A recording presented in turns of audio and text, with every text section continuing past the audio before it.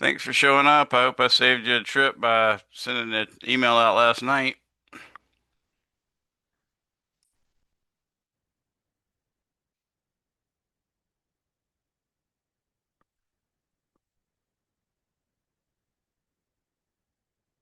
We still have about 2 minutes before class starts, so you're welcome to ask me questions if you have them. I have got all the tests graded for you guys meeting face to face. Yes, Wednesday.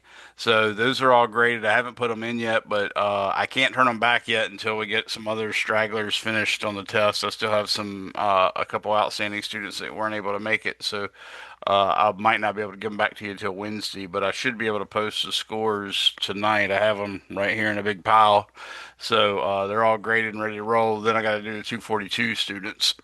But like I said, you're welcome to ask me questions now if you want. Also for roll, if you guys would go ahead and chat me your first and last names, I'll have that as a roll. Not that it matters. Again, I don't kick people out for not attending unless it happens several times in a row or if they just disappear all of a sudden. And then I usually email you first just to make sure that something's not going on. All right. Well, I guess the time is about up. I don't know why, but my iPad's saying it's not charging, even though I got it on charge. Okay, ooh, got two more people coming in. Professor, I have a question about the Chapter 5 homework, or at least one of the questions on there. Yes, go for it, Chris. The one of the questions was I can't remember the exact wording, but you had a 3 pound, or excuse me, a 3 kilogram weight or mass over top of a 5 kilogram mass that were connected by a pulley on the same side, and the question was, what initial force would it take to move the mass And it and had friction some on it. vertical acceleration? It did have friction between the two blocks stacked on top of each other, as well as different friction possibly on the surface connecting the bottom The block with yeah the. the friction coefficients were all the same, Okay. but they had static and kinetic listed, and I couldn't seem to figure out how to get that to work. Gotcha. That's actually a really, really good question. I'm glad you asked about that one because that's a very good example type of question. So the problem to me, if memory serves me, should be something along the lines of this. We specifically have a pulley. I'm trying to remember.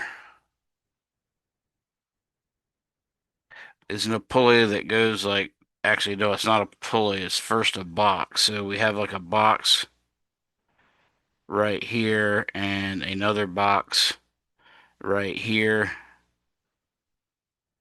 And that goes to a pulley, which technically should be a little bit bigger than that. So I'm going to say there's the pulley like that.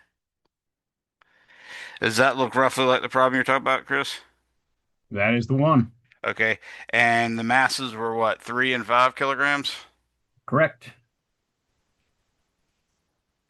I like to make everything 3 sig figs.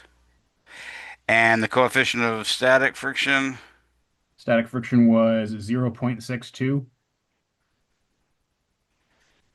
and kinetic. and then the kinetic was 0.38.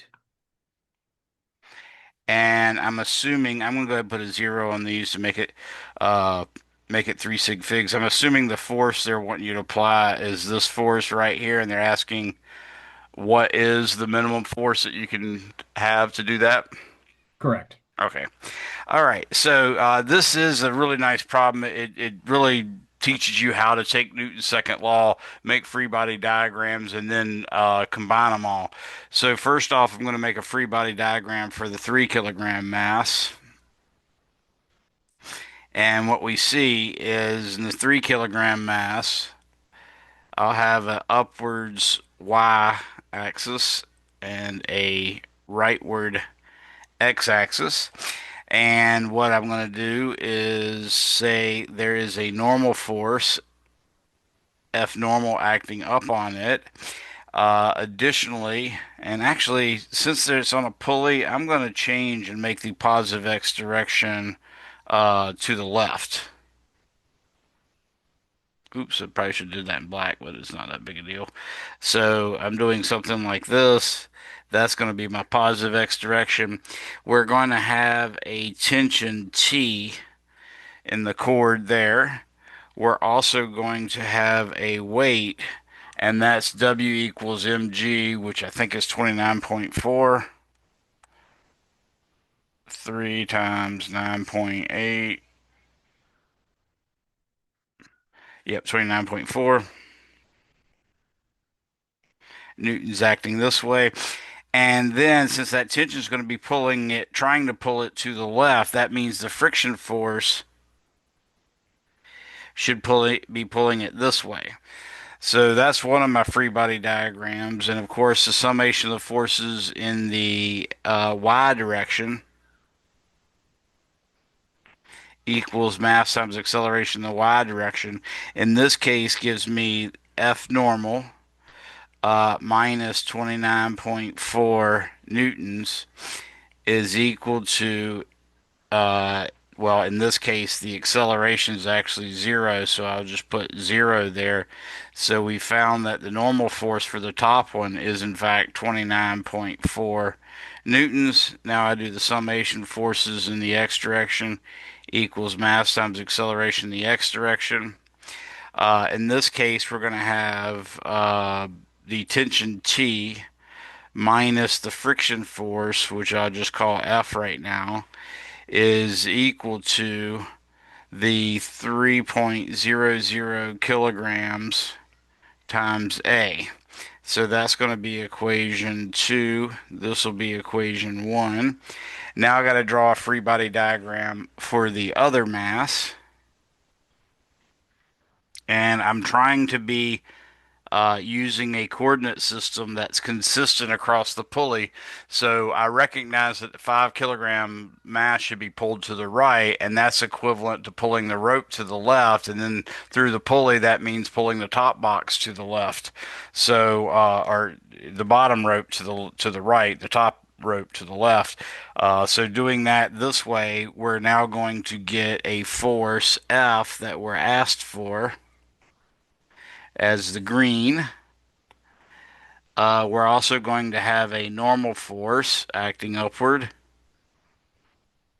and this will be F normal sub 5, just because it's obviously a different normal force from the other one. Now, the weight here is 5 times 9.8, and you'll notice it'll actually come up to include the 29.4 because we're going to have to take into account another force as well. Oops, that one's a red force because it acts downward, and that is weight equals 49.0 newtons.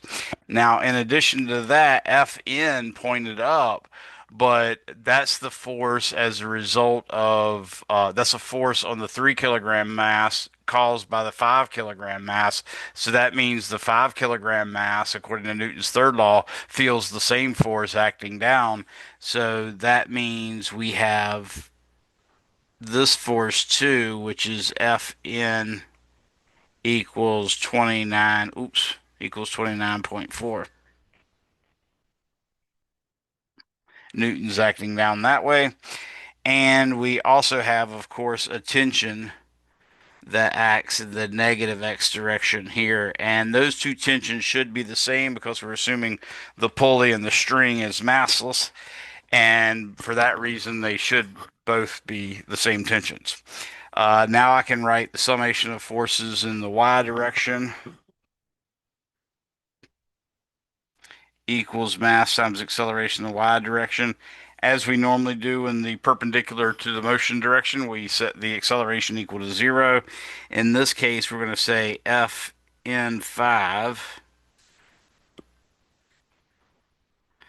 minus 29.4 newtons minus 49.0 newtons is equal to 0. So we get Fn5 is equal to 29.4 plus 49.0. That gives me 78.4 newtons. That'll be equation 3. Now I'm going to take the summation of the forces in the x direction equals mass times acceleration in the x direction. Now it's drawn way over here, but I want to point out it's for that diagram, so I drew that long stupid arrow. Now in this case, I get F minus T is equal to 5 point, oops, we forgot the friction force here. We actually have quite a bit of friction force here that I got to remember.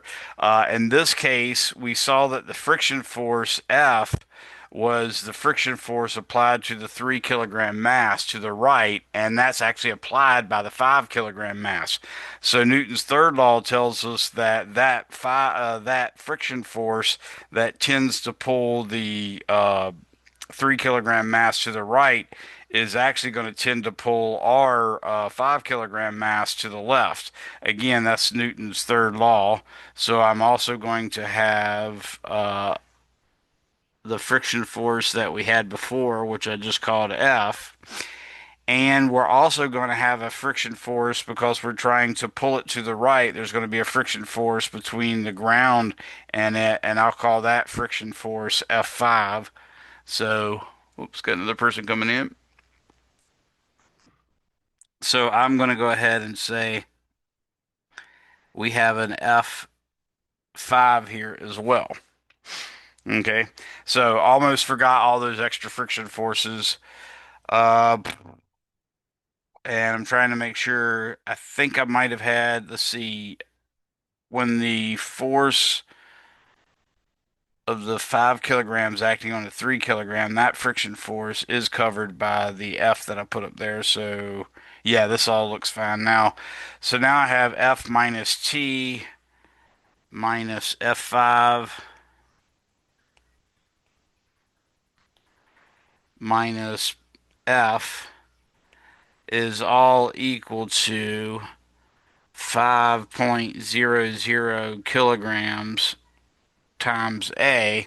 And these two A's, of course, are the same because if you move the string 1 inch on one side, you're going to move it 1 inch on the other side of the pulley as well, and all that normal argument that we do.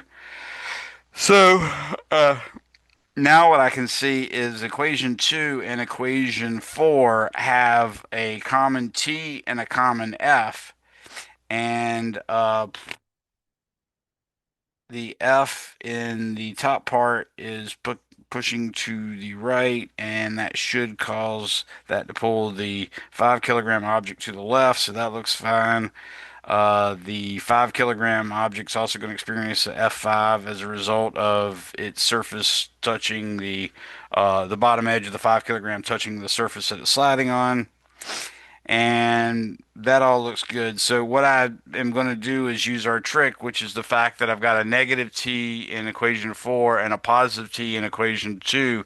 So I'm going to add those two, and that'll eliminate the tension. So add 4 and 2. When I get that, then I get F minus T minus F5 minus F plus T minus F. And then when I add the two right-hand sides, I get 8.00 kilograms times A. Just because I can combine those like terms, I chose to go ahead and do so. So now it's just a matter of figuring out what those forces are, and specifically, we want to know, I think the question asked for the bare minimum force that we could pull to get it to move, in which case we're looking at trying to calculate this with the max friction possible. In other words, the friction force will be static, and it will be mu static times normal force. So with that in mind, we can now say F we can now say F minus mu static F normal 5 minus 2 mu static F normal. And what we want to do is we want the acceleration to just barely equal out to zero. Uh, the reason why is that's the break even point. That's the point at which the force that you're applying minus the necessary friction forces just come up to where it can allow acceleration to begin. So if we set that equal to zero, then we get the minimum force, and I should probably put it there since I set it equal to zero. And I'll just remind you that this is because it's a minimum. So the F minimum in this case should be equal to uh, mu sub s. Notice that's a common factor, so that's 0.620 times the Fn5, which is 78.4 newtons, minus 2 times 29.4 newtons. Okay, so 78. Oh, and that should be a plus now since I've got all that on the other side. So 78.4 plus 2 times 29.4 gives me 137.2 newtons. And all of that, of course, is still times 0.620. And that gives me F min is equal to 85.064. And of course, we really didn't have that many sig figs, so we have to underscore that. That should be it, roughly, barring any careless mistakes. But do you understand what I did there, Chris? Yep, I think I was missing one or two of the friction coefficients there. Or Yeah, normally students miss the fact that the friction, the normal force for the bottom one is the normal force for the top one plus the normal force that you normally expect for the bottom one, and then they normally miss the fact that you end up having to count the friction twice. So that's very, very typical for students to miss that. And this should roughly be the right answer. Have you actually tried it, or do you know what the right answer is? the right answer was 85. Okay. But I bashed my head against the wall until I just got it all wrong. That's okay.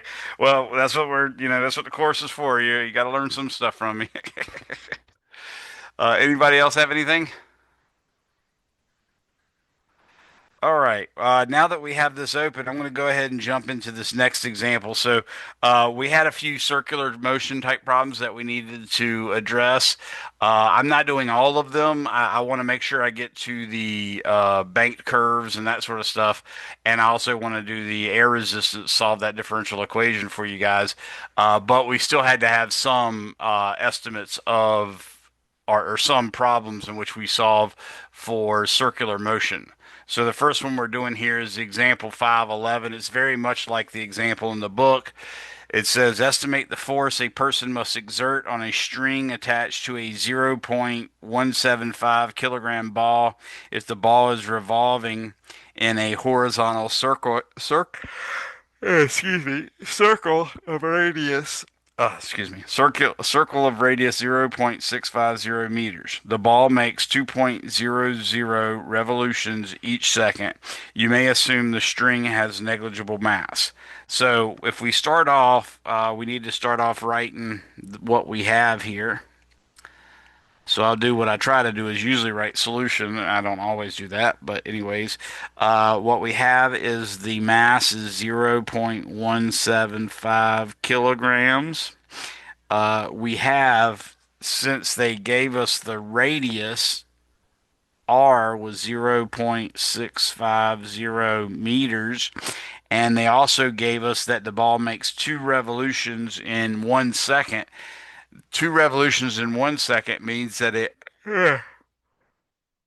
ugh, means that the period is actually half a second. So T is equal to 0.500 seconds. And that can come from F equals 1 over T, where F is equal to 2.00 revolutions per 1 second. And you can see that works out to 2.00. Now, the units that we call this when you do a revolution or a cycle per second is actually called a hertz, Hz, and that's Hertz is what that's from. It's a person's name, Heinrich Hertz. But now that we have that, you can see, given that 2 revolutions per 1 second, if you flip that over, which is what the formula F equals 1 over T means, then you get 1/2. Now, in addition to that, we also need the acceleration that's required to keep something in a circle, and that's called the centripetal acceleration, and we know that's v squared over r. So our job here is to calculate what the more or less what the tension in the string is. Now, your book has a pretty decent drawing of it. In reality, your string is going to be tilted by some small angle, and we could call that angle phi. And then, of course, that angle is also the same over here. And right here we have the 0.175 kilogram mass. We have acting on it a tension force. Oops, that was supposed to be in green. We have acting on it a tension force T, and we also have acting on it a weight W equals 0.175 times 9.8 gives me 1.715 newtons. Okay, so that's the key to figuring this out. Now, if the mass is not very large and the speed at which you spin it is very fast, then the angle phi should be really close to zero. Ugh. Excuse me, the angle phi should be really close to zero. What we're going to do is go on the assumption that it is essentially zero. So assume phi is approximately equal to 0 degrees. And then what you have is basically the entire force uh, being the tension force being the force required to maintain the centripetal acceleration. So in that sense, you could sort of set it equal to that and just say that's the force of tension. When we do that, we got to realize the actual acceleration, which I did not include because you don't put acceleration on a force diagram, which is what a free body diagram, but the acceleration here has to be AC equals v squared over r. And r, of course, is the distance from there to there. So with that in mind, we're going to say the tension force is equal to m v squared over r, and we can realize that v has to be the distance traveled divided by the time taken, but the distance traveled is going to be the circumference of a circle, so that's going to be 2 pi r, and then we're going to divide that by the time taken, and the time taken is the period. So we're going to get 2 times pi times 0.650 meters divided by 0.500 seconds, and then that'll give us our velocity. So computing that, I got 2 times 3.14159 times 0.650, and then divide that by zero point 0.5, which is the same thing as multiplying by 2, and I get 8.168 meters per second is the velocity. So if we just set the tension roughly equal to mv squared over r, that should give us a good estimate. So T is approximately equal to 0.1 times 8.168 meters per second. This is kilograms, by the way. And then all that divided by 0.650 meters. So if I take the velocity and square it, and then multiply that by 0.175, I get 11.675. That's about right. That seems reasonable because eight would be the eight velocity squared would be around 64, and we're taking roughly 2/10 of that, so I get around 11. That's not too bad. Now I'm going to divide that by the mass, and that's 0.650, and that gives me approximately 17.96 newtons. Now, we really had three sig figs at most, and this is really an estimate problem, so you'd probably just call it 18 newtons and be done with it. Anybody have any questions on that?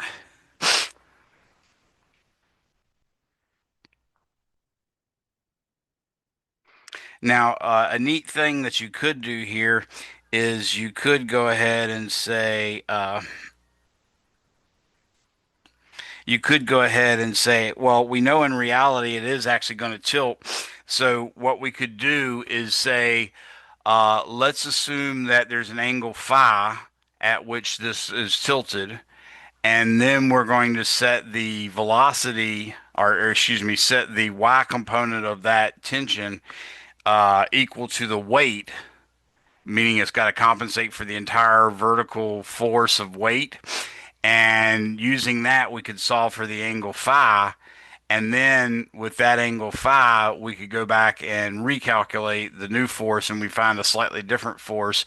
But we could repeat that over and over, sort of going from one calculating the force to two calculating the angle to three calculating the force to four calculating the angle. And after a couple iterations, you'd find that it doesn't really change very much. And that would be an actual more accurate way to do it. By working out sort of progressively slightly different perturbations to the actual force. Anybody have any questions on that?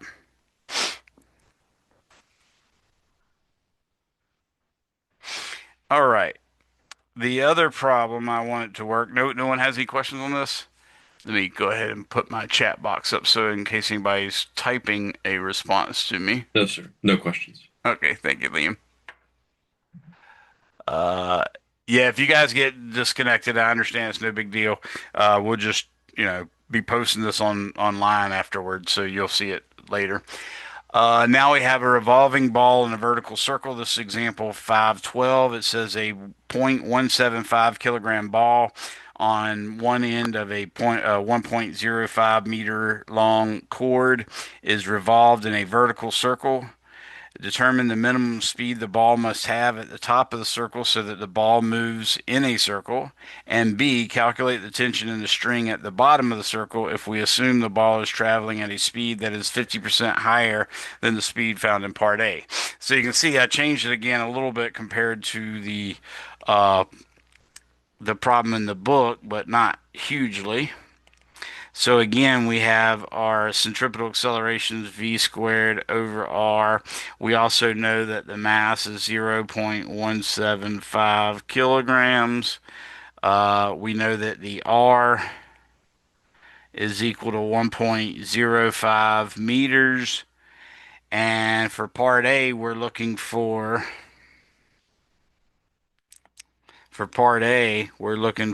v min. And for part B, we're looking for T if V equals 1.50 V min. Okay, so that's how we can process that. Now, the circle case, what you see is basically we're going to have a mass, and that mass is 0.175 kilograms. Now, what we see in this case is you're going to have a weight W equals 0.175 times 9.8. I think we just did that earlier, so we should know it's 1.715 newtons. Now, in addition to that, we're going to have the tension in the string, T, and that part's always a question mark. Now, what we do know is the acceleration has to be equal to the centripetal acceleration. So if we take our summation of our forces,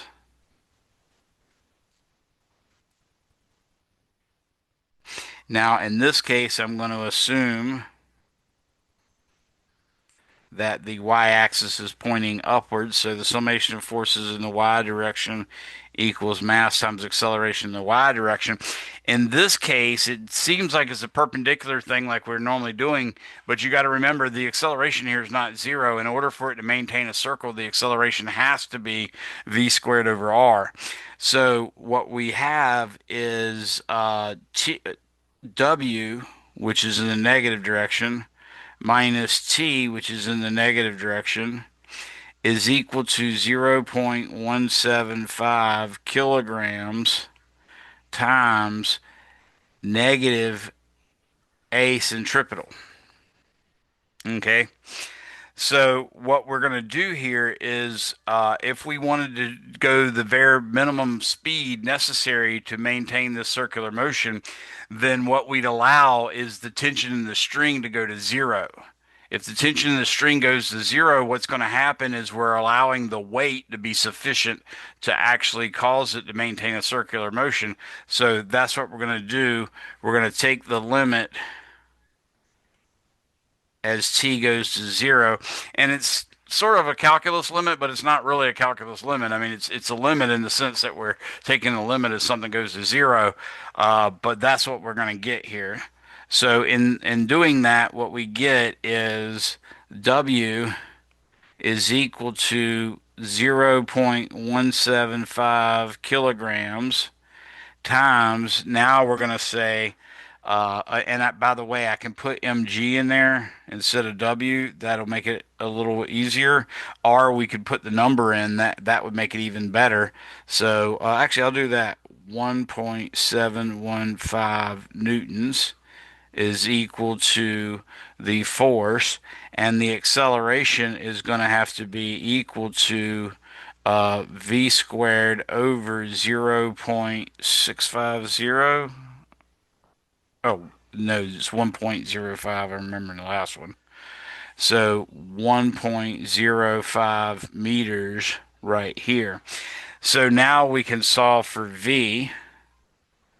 V is going to be equal to 1.715 newtons, with the 5 not being a sig fig, times 1.05 meters, and then divide all that by 0.175 kilograms, and then take the square root of all that. So 1.715 times 1.05, and then divide that by 0.175, gives me the square root of 10.29, and that turns out to be meters squared per second squared. And of course, once you take the square root of that, that gives you exactly the units that you want. And that gives me roughly 3.21 meters per second. So we can say V min is equal to 3.21 meters per second.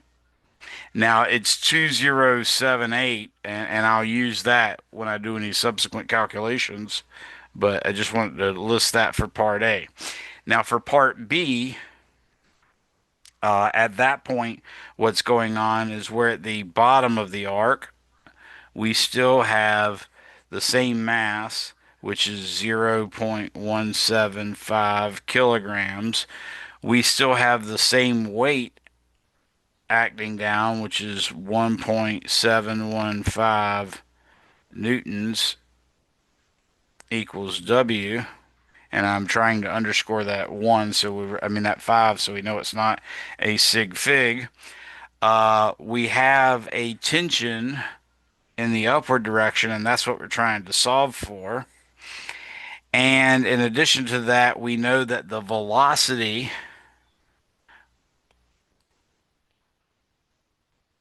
is going to be 1.50 times 3.2078 meters per second. And that gives me 4.8117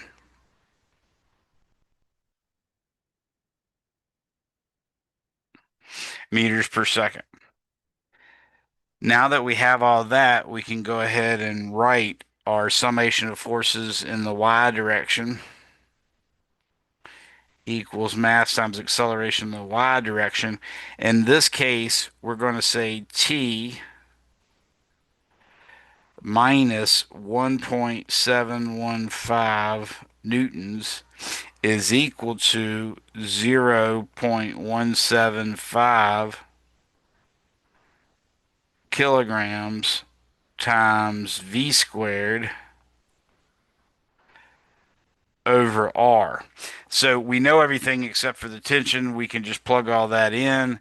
And when we do so, we get the tension is equal to 0.175 times uh, the answer we just calculated, which is oh man, my neighbor's just got an ambulance pulling up. Sorry. Uh, 1.175 times V, and the V we got was the 4.8117. So I'm using my shift key to borrow my answer, and I'm going to square that. So I got 0.175 V squared, and then I'm going to divide that answer. Whoops. Then I'm going to divide that whole answer by R, which is 1.05. And that gives me 3.85875, but I have to add to that the 1.715, so plus 1.715 gives me 5.574 newtons. And notice I underscored the 4, so you know that that is not a sig fig. So that's how you do that. Anybody have any questions on that one?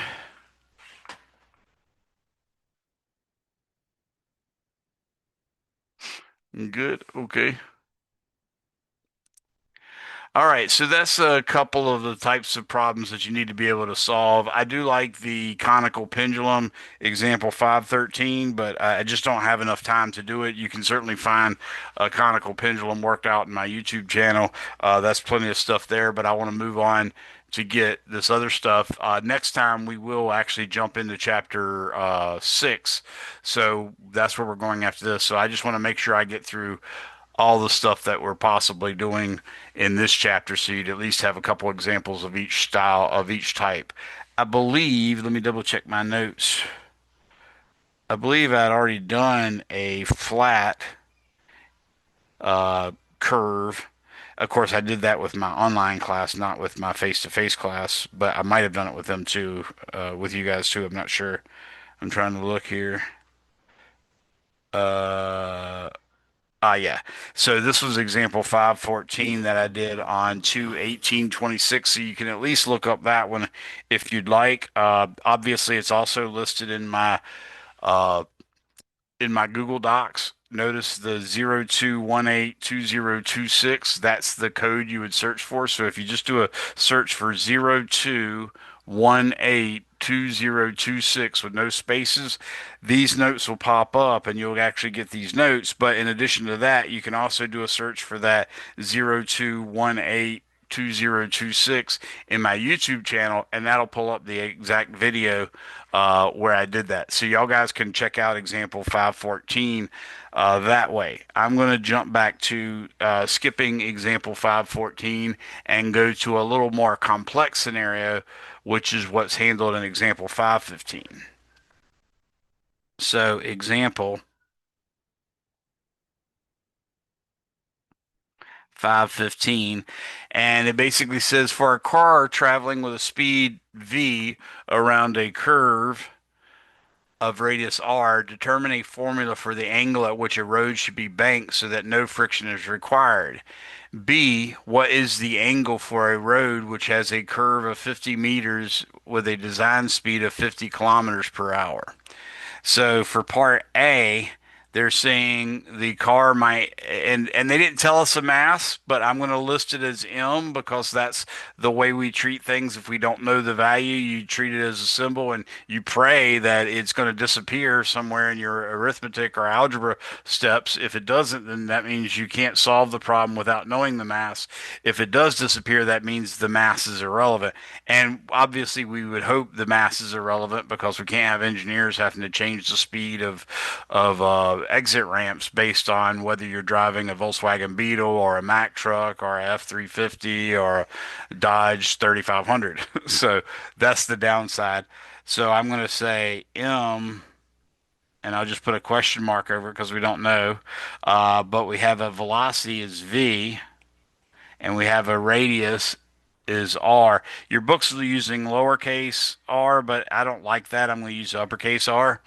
And then in part B, we want to know what is the angle. And oh, by the way, I'll say theta is the question that we're looking for that one. And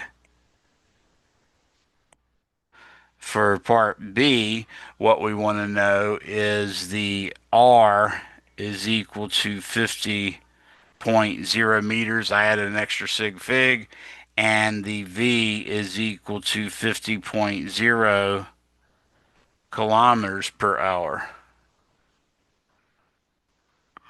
Ah, crap. They're bringing out the gurney from a neighbor. All right, so let's get started on this. It's kind of a weird thing, but I warned you about this before. When you have an inclined plane, in almost all scenarios, you tilt the coordinate axes to be parallel with the inclined plane. In this case, in the case where you're solving for the angle at which the road has to be banked in order for you to make the curve without friction, that's one of the few times where you don't want to tilt the coordinate system. Okay, so we're going to say the angle of the incline is theta. And we know what's going on here is we sort of have a car making a curve like this. And our free body diagram is going to be a little different than you're normally used to because, as I told you, this is one of the few times where we don't tilt the axes. So I'm going to draw this as my x-axis. I'm going to draw that as my y-axis. So you see I've already got that labeled. And I'm just going to lightly try to represent the incline as we see here. I'm going to have a mass m right here. And the velocity is v, we know that. And the radius of the curve is r, we know that. Now, what we do have is something odd. We specifically have a normal force. Because we didn't tilt the axes, we have a normal force that has components parallel to the x-axis, parallel to the y-axis. And in fact, both of those are the positive directions. So this is Fn x, and this one is Fn y. And you can tell since this angle is theta, then this angle's theta, and then this angle's theta. Hopefully, y'all can work out all that geometry. If you can't, feel free to ask me or wait for next time when we're in person. It might be a little bit easier, but that's how all that worked out. Now, we also have acting on it a weight which acts in the negative y direction, and that's just W equals mg. Now, the big thing we got to remember here is in order for this to make a turn, the acceleration has to be AC is equal to v squared over r. So let's do our Newton's second law. So the summation of the forces in the y direction equals mass times acceleration in the y direction.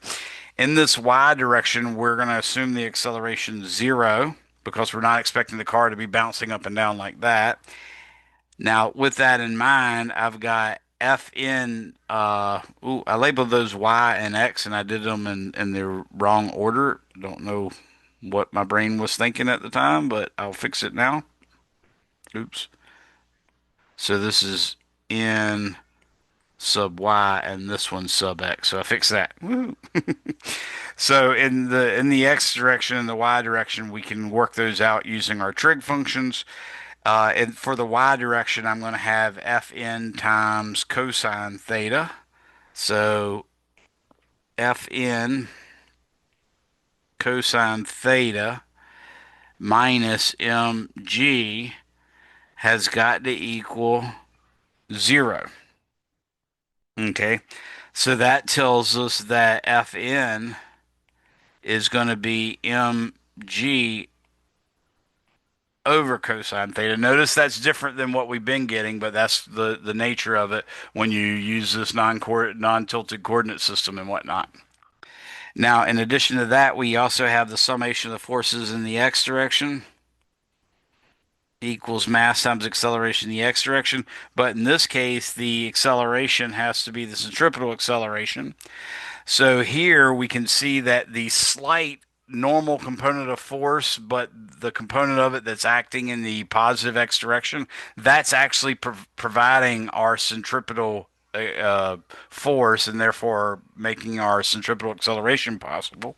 And we can see that by just saying Fn times the sine of theta, and that's the only force acting. So that's Fn sine theta is equal to m v squared over r.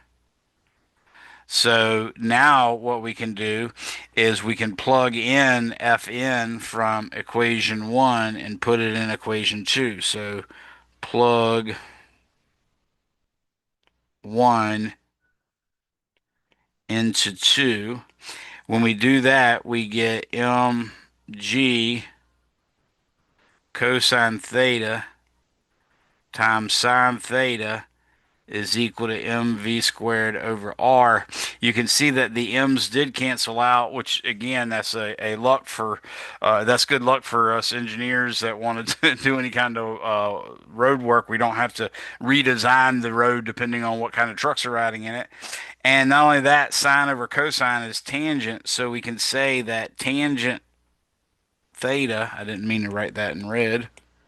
We can say that tangent theta is equal to v squared over gr, and therefore theta is equal to the inverse tangent of v squared over g times r. And I want to point out your book is going to use this idea over and over again. So it'll ask you things like, what's the banking angle for an aircraft trying to make a circle of radius such and such with a velocity such and such? And you're just going to apply this formula again. So keep that in mind. If you took the time to work out the details like I did just there, but for the aircraft, you'd see that it's the exact same equation and work out, but that's what they're expecting you to do. Now let's calculate the actual numbers for part B. So for part B, they're wanting to say what is theta, and that is theta is equal to the inverse tangent of 50.0 kilometers per hour. And remember, we learned that you just divide this number by 3.2 and that'll give us the velocity in meters per second. You can see that by just saying, okay, 1 hour, it's actually 3.6, not 3.2, excuse me, is equal to 3,600 seconds. And then 1 kilometer is equal to 1,000 meters. So you can see the 1,000 divided by divided by 3,600 gives us division by 3,600. So that's the velocity up top squared, and then I'm going to divide that by 9.80 meters per second times 50.0 meters. And we can now do 50 divided by 3.6 gives me 13.8888 meters per second. Now I'm going to square that. That gives me 192. Now I'm going to divide that by parentheses 9.8 times 50, close parentheses. That gives me the tangent inverse of 0.39368. So I carried two extra digits. And now I'm going to take I do see I'm in degrees, so I'm going to take the inverse tangent of that function, or of that angle, and that gives me 21.49 degrees is the banking angle that they asked for. Anybody have any questions there?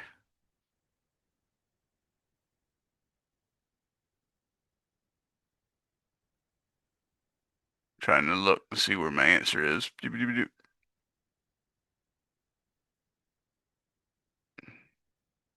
Yeah, they said about 22 degrees, so that looks about the same as what I got.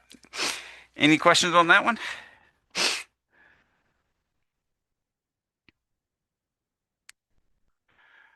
No Or questions. appreciate that. I know it's really awkward to do it in when we're meeting online. It's just don't feel right. And it also don't feel right in a college class just to speak up in the middle without raising your hand or something, but I get it. All right. So now that we've done that, that's pretty much all you need. I did work for one of the examples that you'll see in our optional videos. You will see that I did work a problem where we actually were allowing the angle and assuming you have a certain amount of friction. So I did do one of those, but that's a little bit, that's one of the tougher ends of the problems. I want to go ahead and talk a little bit about non-uniform circular motion. I just want to point out that when something's going in a circle like this, at each point, the object will have some kind of velocity. And there's two ways you can accelerate. There's going to be an acceleration that could happen, for instance, forward and backwards. Now that would be a result of you, let's say, driving in a circle. Let's say you've got everything set up in a circle in the sense that you're out in a huge empty parking lot. You've got your steering wheel turned and locked into place with some kind of belt mechanism. Obviously, you don't want to do this in reality. There's a lot of dangers associated with it. But you have this belt tied to your steering wheel so that you're repeating a circle over and over again. And you could imagine putting cruise control on so it'd go a fixed speed. In that case, you're still getting an acceleration anyways, just because of the fact that when you accelerate or when you go in a circle, you have to accelerate because you got to change directions to keep from going in a straight line. So if you were to hit the accelerator, then you would experience this acceleration, which is what we would call the tangential acceleration. Okay. And that acceleration turns out to be basically, well, there's a couple ways you could actually do it, but it's basically R times a radial acceleration, or excuse me, times an angular acceleration that you could measure like in radians per second, or degrees per second, or something like that. we don't really need that formula yet. We'll cover it a little bit later when we get to circular motion. But in addition to that, there's also an acceleration associated with moving in the tangential direction, or excuse me, in the radial direction, and that's our radial acceleration. Okay, so there's two components of acceleration, and in general, you'd say any object's acceleration would be, for instance, a tangent times I hat plus a radial times j hat.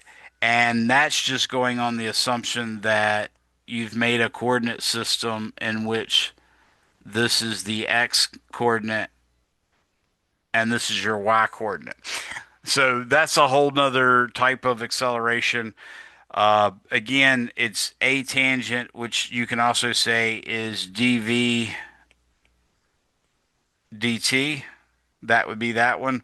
Whereas the AR is normally uh, going to be v squared over r. All right. So that's the difference between uniform and non-uniform acceleration. But because they're perpendicular, that also tells you that the magnitude of this total acceleration is a tangent squared plus a radial squared square root. You can see example 516 for a simple example of that. It's not a really complicated problem, but it's still just something I wanted to point out in case there's any misunderstanding. Now, the last thing I wanted to do, and we might actually be able to come back to this. I'm just trying to make sure I get everything knocked out because we ran a little bit over already. The last thing I wanted to do is figure out velocity dependent forces, drag, and terminal velocity. So, if you imagine an object actually falling, let's say it has a mass m, then if it's free fall, there's only one force acting on it, and that force is the object's weight. And maybe I'll make this in the positive direction just for the heck of it, in which case this force right here is W equals mg. Now, if we're not in free fall, then that means there's another force acting as well. And that force, of course, would be what we call drag force or air drag or the air resistance or something like that. And since I've drawn down as the positive direction, that means the other direction has to be negative, and this would be FD. Now, the drag force, FD,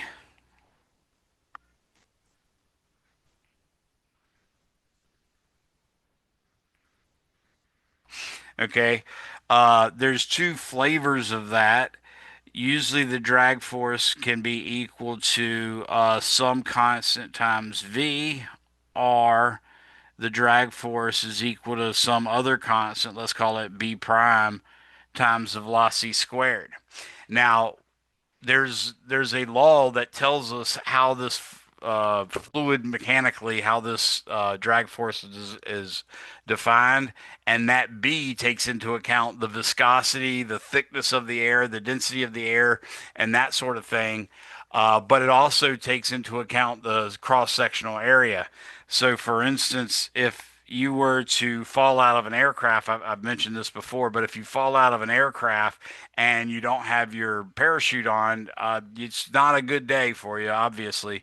But and here's even worse, if you really, really, really want to do your best to try to survive, then what you'd want to do is hopefully limit the velocity that you reach as you're falling.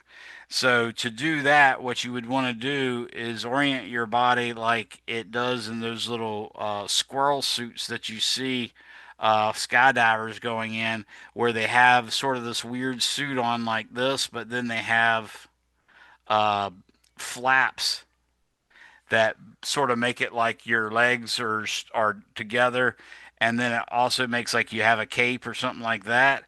If you actually fell in that sort of position,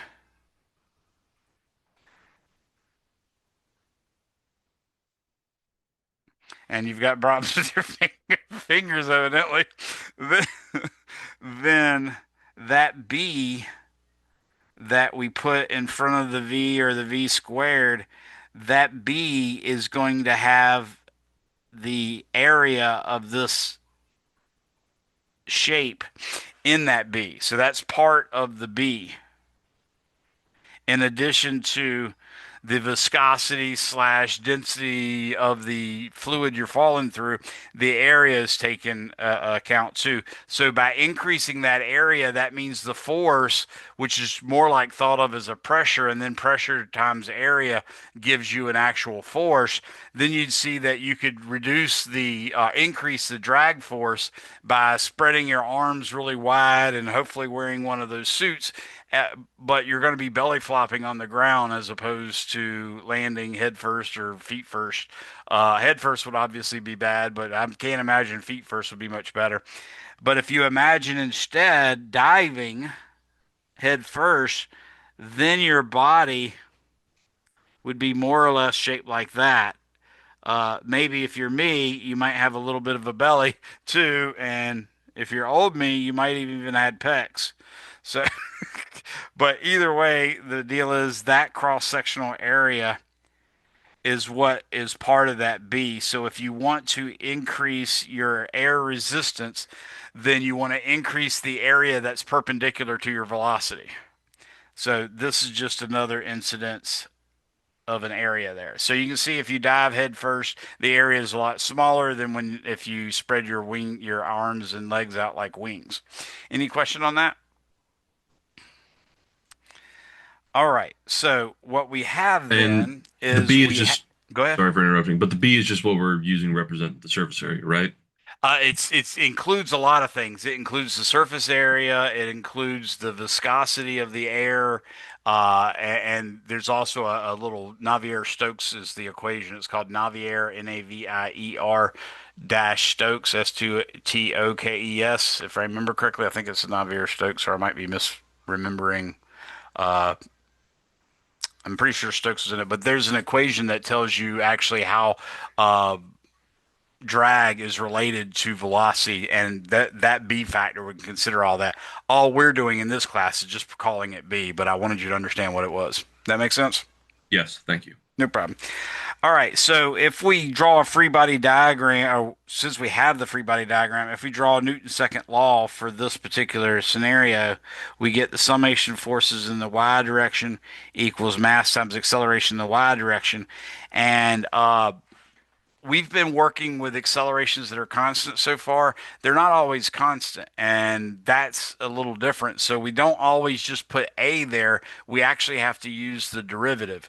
So in this case, what we'd have is mg, which is the positive direction, minus b times v. And notice I'm choosing the one that's linear in v. That's what your author's chosen to do, and that's what I've chosen to do as well. But if you're dealing with higher velocities, or maybe going through a much thicker medium, like if you're trying to calculate the drag forces on a submarine, because that's going underwater, the potential or the drag force being proportional to velocity squared might be more likely the right answer as opposed to proportional to the velocity. But we're just going to do the one that's b times v.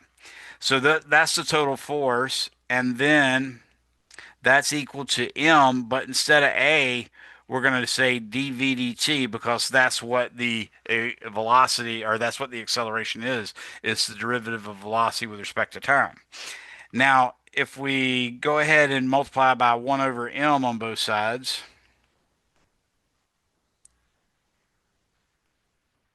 then we can calculate something else. We can actually use this to solve our differential equation.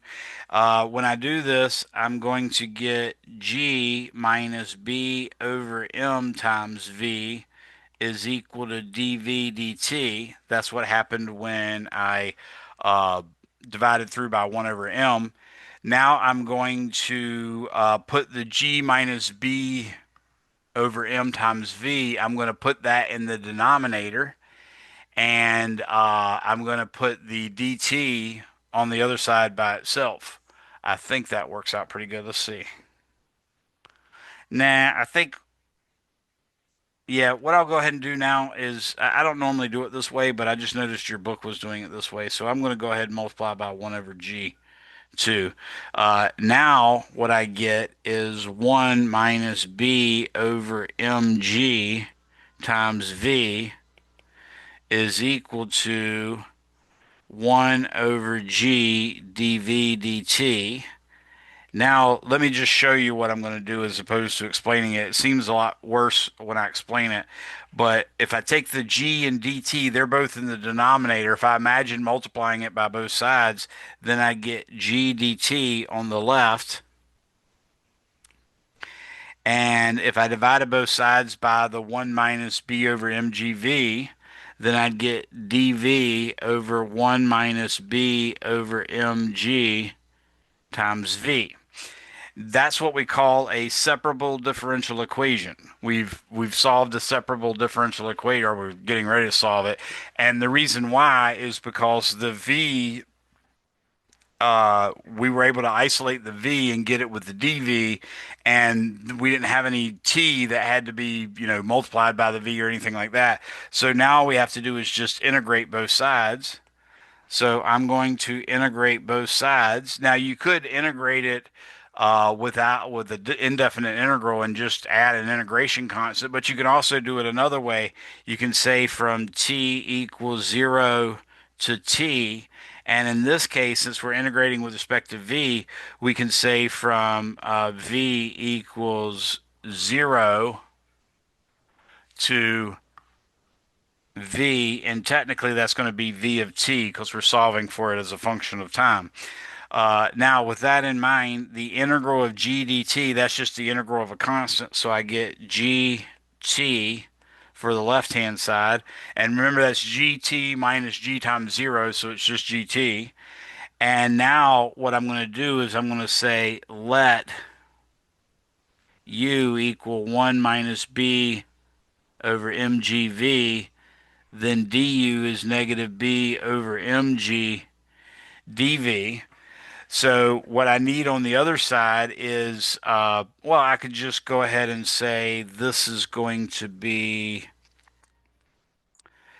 the dv is the same thing as du times negative mg. So it'd be negative mg.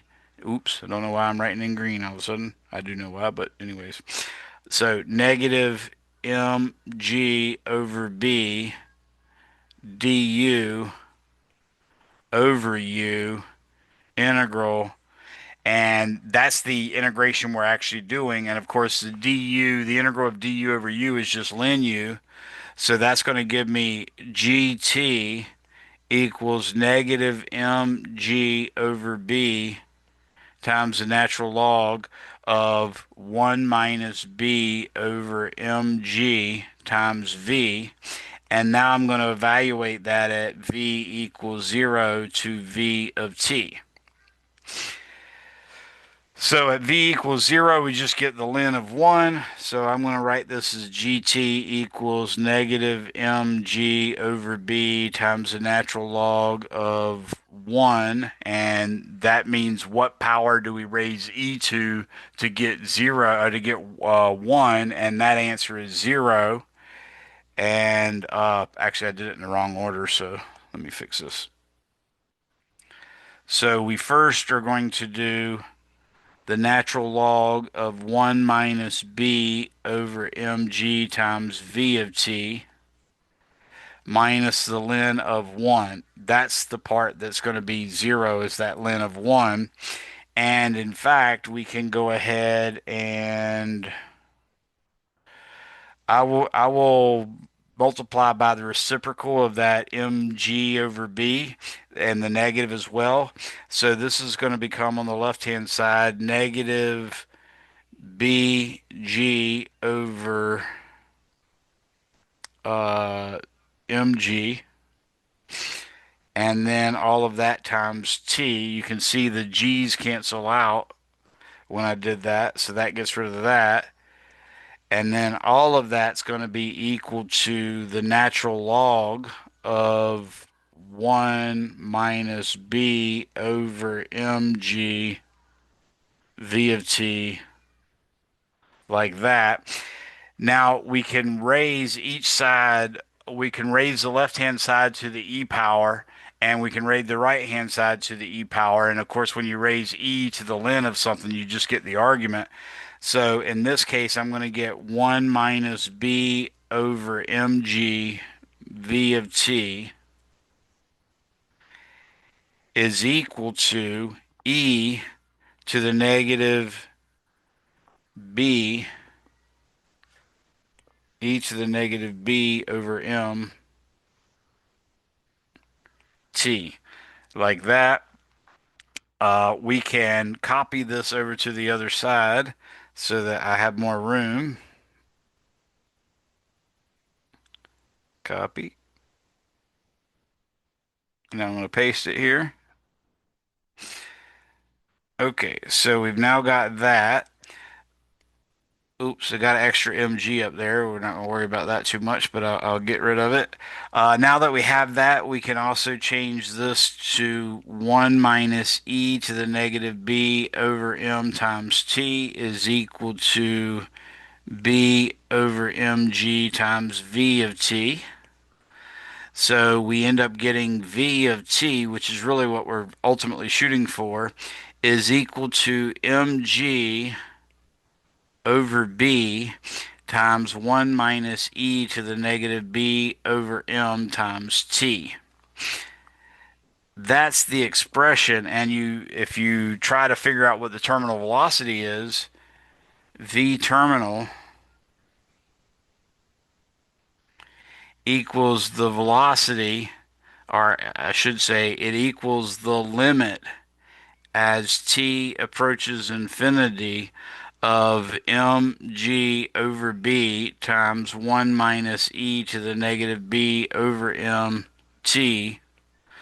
You can see as you take the limit as t goes to infinity, that just becomes mg over b. So v terminal is equal to basically mg over b, which is the same expression I told people about in my previous class, because you can get it just from looking at this free body diagram here. Uh, the the actual terminal velocity occurs when you can't accelerate anymore because the weight has been matched by the drag force. So once mg is equal to, specifically for this case, b times v, you get v is equal to mg over b, and that's what I mean. That is exactly the terminal velocity that we got by taking this integral. Any questions on that? If you want to graph that with Desmos, it might be instructive for you to see, and you can even see how the velocity changes with time, that sort of stuff. But I think this is a pretty good start. We we are done with chapter 5, and I don't really have much time to do another problem, so I think I'm just going to call it and let you guys go. Remember, Wednesday when we come in, we're going to jump right into chapter 6. I would recommend you have already read that, at least read the first half of it. We're not going to cover it necessarily in all the detail that the textbook does, but there's going to be some very specific things that we'll cover. We need to know, for instance, how the formula for g, gravitational acceleration, is related to the gravitational force. So, for instance, since I got a little bit of time, I'll go ahead and show you what that is. What we're going to learn is that the force of gravity, according to Newton, is equal to some constant, which is going to be called the gravitational constant of the universe, times the product of the masses. So, in other words, any two objects that have a mass m1 and m2 are going to have an attractive force of gravity between them, and that attractive force is going to be directly proportional to the product of their masses. So, what that means is whatever force is between, the sun and the earth, if we doubled the mass of the sun, then the force would go up by a factor of 2. If we doubled the mass of the sun and tripled the mass of the earth, the force would go up by a factor of 6. Okay. But it's also inversely proportional to the square of the distance between them. Okay.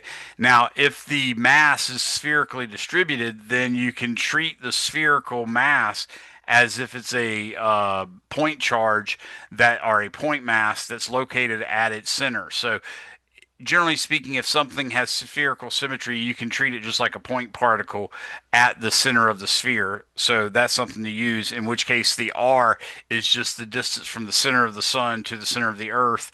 That's pretty good. I mean, the sun and the earth are pretty spherically symmetric, so you don't have to worry too much about that. Now, just to give you an idea how small this force is, the gravitational constant of the universe is 6.67 times 10 to the negative 11th Newton meter squared per kilogram squared. So that's literally like a zero, a decimal point, and then followed by 10 zeros, and then a 667. That's what's multiplying by the product of the masses and the division of the square of the distance between them. So you can tell this force is going to be really, really weak. The other thing you can tell about this force is that there's no value of R such that this force goes to zero. Because of that, it's one of the reasons that we call it the universal law of gravitation. Specifically, the universe in that part of universal means this force spreads out over the entire universe because there's no distance r at which the force is zero.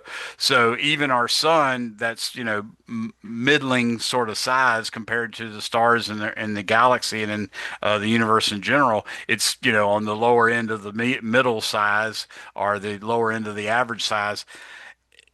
Still, that force of gravity points out to the farthest stretches of the universe, which at least if you talk about the observable universe, then we know that's roughly about 13.9 to 14.2 billion light years away from us. In other words, there's a sphere where light has had enough time to reach us, and that sphere has a radius equal to the age of the universe in light years. So if you think the universe was created about 13.9 billion years ago, and that's roughly what it is, somewhere between 13.8 and 14.2. I haven't even checked the last value in probably in the last 10 years, but it's somewhere in between there. So if the light has been traveling from the most distant objects for 14.2 billion years, then we can see a distance of 14.2 billion light years. And not only that, the neat part of this is something you learn in astronomy. When we're looking at astronomical objects, even our moon, for instance, when you're looking at them, you're not looking at them as they look right now. You're looking at them as they looked in the past. So, for instance, the center of the moon is about 1.25 seconds, light seconds away from us. So well, actually, the front edge of the moon's about 1.25 light seconds away from us. So, really, looking at the surface of the moon, we're looking at it how it looked 1.25 seconds ago. If you look at the sun, we're looking at it how it looked 8 minutes ago. And if you looked at Alpha or Proxima Centauri, which are the two nearest stars to us other than our own sun, you're looking at them as they looked 4.2 years ago because they're 4.2 light years away. And the Andromeda Galaxy, which is the closest major galaxy to us, that's 2.5 million light years away. So we're looking at that as it looked 2.5 million years ago. All right, we'll call that a day, and I think that's a good starting point and intro to chapter six. So read as much chapter six as you can for next time, and we'll jump over that. I often literally only spend one day in chapter six. We don't cover all the bells and whistles, so be prepared for that. Y'all have a good one, everybody. Thanks for coming. I'll wait for the last person to leave in case anybody has any questions. This will be posted on my YouTube channel within the next 2 hours or so. Have a good one, everybody. Could you go to the previous page for just a Yes. moment? Have a good day, Thank you. Professor. You too. Thank you.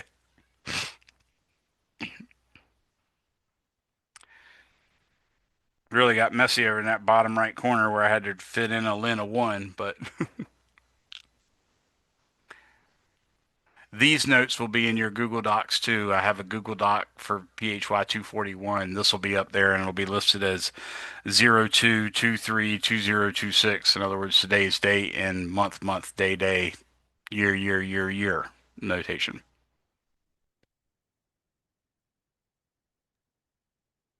And this is a small question. Is there a possibility that chapter 5 could get extended a few days because we Yeah, just finished it? actually, that was my intent. I don't think I did it yet, but I do plan on extending it. So Who it will. with this and all my other classes, I'm having a little trouble keeping up. Yeah, I get you. And I've gotten behind too, so it's perfectly normal. I'm going to change it right now so you can know in real time what And I change it to. and What I is it? can and I can I can if I can speak properly, Yes. Oh I yeah, can this is turn 22. This was due yesterday. I thought I changed that already, but go ahead. I'm sorry. the extra credit 6 for Hmm. the circular motion. Can I turn that on Wednesday, like because with the graph Yeah, paper? absolutely. All right, I don't put end dates on that. So if you ever try to turn in a extra credit and it's not available, just let me know and I'll open it back up for you. mhm. So All right, I'm changing this to, I'm going to go ahead and change this to Sunday. So it'll be due March 1st for the conceptual and the homework for Chapter 5. They're both due on 3/1 at 11:59 p.m. perfect. Thank you, Professor. No problem. All right, have a nice day. We'll see you on Wednesday. All right, you too. Have a good one. Bye now. Anybody else have any questions?